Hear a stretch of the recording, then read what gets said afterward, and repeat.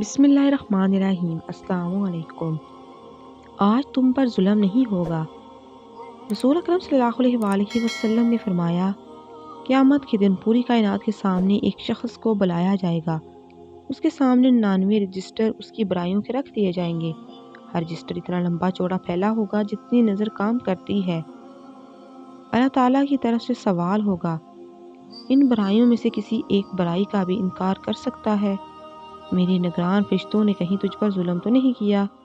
وہ جواب دے گا، اے میرے رب ایسا نہیں ہے۔ پھر سوال ہوگا، کوئی عذر ہو تو پیش کرو یا کوئی نیکی ہو تو سامنے لاؤ۔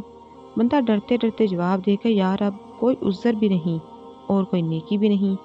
اللہ تعالیٰ فرمائیں گے، تیری ایک نیکی ہمارے پاس محفوظ ہے، یاد رکھ آج تم پر ظلم نہیں کیا جائے گا۔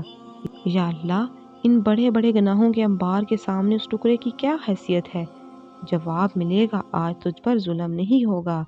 لاچا گناہوں کے وہ بڑے بڑے رجسٹر ترازو کے ایک پلڑے میں رکھ دیے جائیں گے اور کاغذ کا ٹکڑا دوسرے پلڑے میں رکھ کر وزن کیا جائے گا تو وہ کلمے والا پلڑا باری ہو جائے گا۔